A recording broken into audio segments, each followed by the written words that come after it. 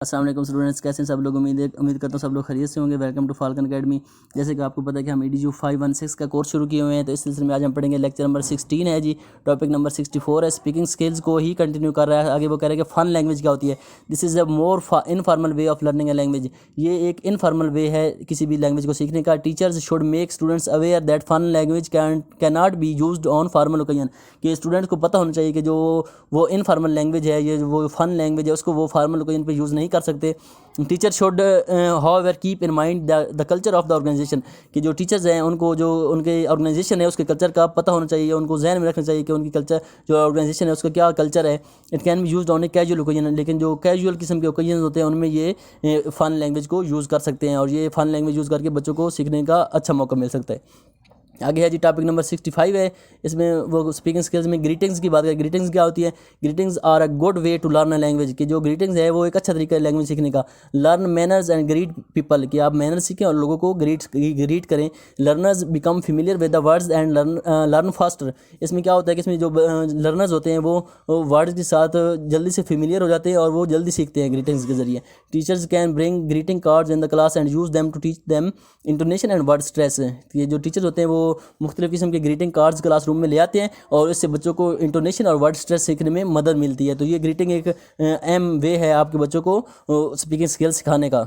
आगे है जी topic number 66 है जी स्पीकिंग स्किल्स। इसमें है जी एडवाइजेज और रिक्वेस्ट, कि आप किस तरह एडवाइजेज और रिक्वेस्ट करके ये करना सिखा के अपने बच्चों में स्पीकिंग स्किल्स को प्रमोट कर सकते हैं। Advises and requests usually require polite language. की जो एडवाइजेज और रिक्वेस्ट्स होती है उनमें मोस्टली तौर पर पोलाइट लैंग्वेज यूज़ की जाती है। We need to show that in our intonation request should not look like an order. कि हमें अपनी जो इंटोनेशन है उसमें या अपनी लैंग्वेज उसमें ख्याल करना चाहिए कि हमारी जो रिक्वेस्ट है वो एक आर्डर के तौर पर महसूस ना हो। उसमें एक आपने इतनी नरमी रखनी है कि आपको वो एक रिक्वेस्ट ही लगे, वो आर्डर ना लगे कि आप किसी से रिक्वेस्ट कर रहे हैं। Advises should be firm in their intonation, के वो उनकी एक ग्रिप होनी चाहिए अपनी इंटोनेशन के हिसाब से। जो एडवाइजेज है उनमें एक ग्रिप होनी चाहिए, पोलाइटनेस होनी चाहिए उनमें। You can not make a request when you are impolite and loud. जब आप इम्पोलाइट या लाउड हो जाते हैं तो वो उससे आप रिक्वेस्ट नहीं कर सकते, अगला बंदा माइंड कर जाता है। तो आगे जी टॉपिक नंबर 67 है जी स्पीकिंग स्किल्स में प्रैग्मेटिक्स। के प्रैग्मेटिक्स क्या होती है? This is the practical language. ये एक प्रैक्टिकल लैंग्वेज की किस्म है। The language that is being spoken, के जो एक्चुअल ज़बान बोली जाती है उसको प्रैग्मेटिक्स कहते हैं।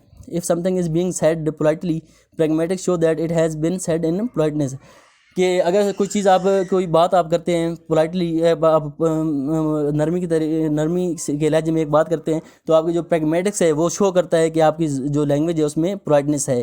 Student need to know that word selection is important. कि स्टूडेंट को ये जानना ज़रूरी है कि उनको पता होना चाहिए कि जो उनकी वर्ड सिलेक्शन है वो बहुत ज़्यादा ज़रूरी है टू कन्वे देयर मीनिंग, ताकि कि वो अपने मीनिंग्स को किस तरह कन्वे करते हैं विद द प्रैक्टिकल एप्लीकेशन। कि आप स्टूडेंट्स को पता होना चाहिए कि उन्होंने किस तरह लैंग्वेज को यूज़ करना है पोलाइट तरीके से। तो ये थी प्रैग्मेटिक्स। आगे जी टॉपिक नंबर 68 है, इंटरप्रिटेशन क्या होती है स्पीकिंग स्किल्स के अंदर। इंटरप्रिटेट किस तरह होता है? Interpretation of word is a very important as there is no time gap between delivery and reception of speech. कि जो स्पीकिंग स्किल्स में आपके पास टाइम तो होता नहीं है, जब आपने बोलना है तो अगले बंदे ने सुन लेना है। तो इंटरप्रिटेशन के बारे में जानना बहुत ज़्यादा ज़रूरी है, क्योंकि आपका जो इसमें कोई टाइम गैप नहीं होता। जब आप डिलीवर करते हैं स्पीच, सुनने वाला आपकी बात सुन लेता है। तो इंटरप्रिटेशन का बड़ा मसला होता है इसमें। Student should be told that there can be many interpretation of the word spoken. Student को पता होना चाहिए कि एक जो बंदा लफ्ज़ बोलता है तो उसके कई तरह के मीनिंग्स अगला बंदा ले सकता है। तो उन चीज़ों के बारे में स्टूडेंट्स को इल्म होना चाहिए। Therefore meaning should be clarified. इसलिए ज़रूरी है कि जो आपकी मीनिंग है वो क्लैरिफाइड होनी चाहिए, वो क्लियर होनी चाहिए। Speaking is a more sensitive activity than writing. Writing से ज़्यादा सेंसिटिव एक्टिविटी है स्पीकिंग, क्योंकि इसमें टाइम गैप नहीं होता। As it is more momentarily, क्योंकि ये मोमेंट के तौर पे बोल जाती है। And there are more chances of misinterpretation, और इसमें मिस इंटरप्रेट करने के चांसेस ज़्यादा होते हैं। इसलिए स्पीकिंग में आपने इंटरप्रिटेशन का खास ख्याल रखना है कि आपके वर्ड का गलत मतलब ना ले ले कोई। आगे जी टॉपिक नंबर 69 है जी। टॉपिक नंबर 69 है, इसमें आपको बता रहा है जी स्पीकिंग स्किल्स नेटिकेट। IT लैंग्वेज क्या होती है? इसको आपने ध्यान में रखना है कि IT language the etiquettes to use language online the net language also has some manners. कि आपको कि जो इंटरनेट की लैंग्वेज है उसके भी एक खास मैनर्स होते हैं, वो आपको पता होने चाहिए। Students are usually speaking that language too, कि जब वो IT लैंग्वेज बोल रहे हो तो उनको पता होना चाहिए कि वो क्या बोल रहे हैं। Casual and informal language can be used but there should be restriction on its use. जो इनफॉर्मल किस्म की लैंग्वेज और कैजुअल किस्म की लैंग्वेज होती है वो यूज़ कर सकते हैं, लेकिन उसकी रिस्ट्रिक्शन होती है। इंटरनेट पर आप कैजुअल या इनफॉर्मल लैंग्वेज यूज़ नहीं कर सकते, आपको फॉर्मल लैंग्वेज ही यूज़ करनी पड़ती है। तो आगे है जी टॉपिक नंबर 70 स्पीकिंग स्किल्स में डिस्क्रिप्शन है जी। डिस्क्रिप्शन का क्या किरदार होता है स्पीकिंग स्किल्स में, ये है जी there are many language games that can be based on description की। बहुत सारी लैंग्वेज गेम्स मौजूद हैं जो कि बेस करती हैं डिस्क्रिप्शन पे। Primary school students can be asked to describe the things in the classroom, कि जो प्राइमरी स्टूडेंट्स लेवल के स्टूडेंट्स होते हैं उनको आप कह सकते हैं कि आप कि जो मुख्तलिफ गेम्स हैं उनके बारे में आप डिस्क्राइब करें क्लासरूम के अंदर। Student love to look around in the class, student जो होते हैं वो क्लास के इर्द गिर्द देखने के को अच्छा महसूस करते हैं। This way they would be learning alert, इस तरीके से वो बहुत कुछ सीख सकते हैं। Students can first name the things, सबसे पहले जो स्टूडेंट्स हैं वो चीज़ों को नाम देते हैं। Then make sentence about their description, फिर उनकी डिस्क्रिप्शन के मुतल्लिक सेंटेंसेस बनाते हैं। This activity is bound to increase observation and vocabulary, तो ये जो एक्टिविटीज से आपकी जो ऑब्जर्वेशन होती है वो इंक्रीज़ होती है और आपकी जो वोकेबलरी होती है वो भी इंक्रीज़ होती है।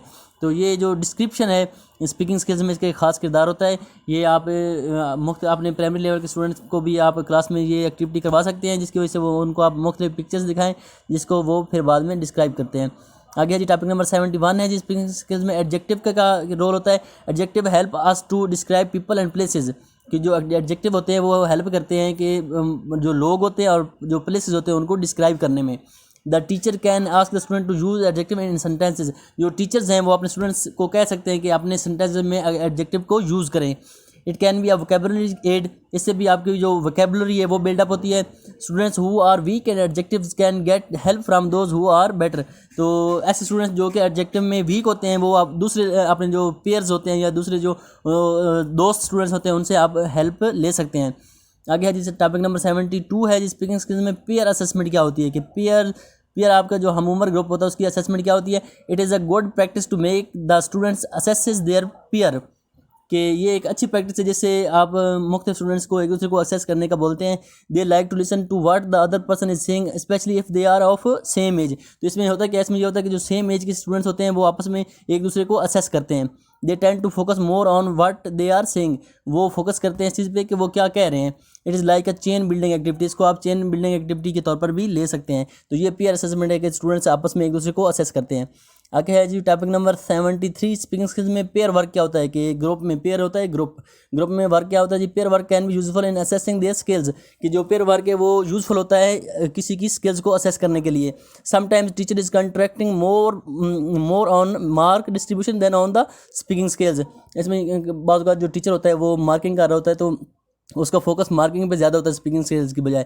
It is good idea to divide the class into pairs, फिर जब वो मार्किंग कर रहा हो टीचर को उसको चाहिए कि वो जो क्लास है उसको डिवाइड कर दे पेयर्स में और उनको कहे कि and they can talk to each other while the teacher can mark them, तो वो क्लास को पेयर्स में ग्रुप डिवाइड कर दे और ख़ुद मार्किंग करता रहे और बच्चों को एक दूसरे के बारे में एक दूसरे से इंटरेक्ट करने का बोले। तो ये होता है पेयर वर्क के ग्रुप में वर्क करना। आगे जी टॉपिक नंबर 74 है जी रिफ्लेक्शन क्या होती है। Reflection this is another method to assess students and pairs, ये भी एक बच्चों को असेस करने का पेयर्स में असेस करने का एक तरीका है। Teacher invites the pair in front of the class and criterion of marking as given in to the class, इसमें होता यह है कि मुख्तलिफ ग्रुप बना के जो टीचर होता है वो मुख्तलिफ दो पेयर्स को बुलाता है क्लासरूम के सामने और उनको फिर मार्किंग करते हैं।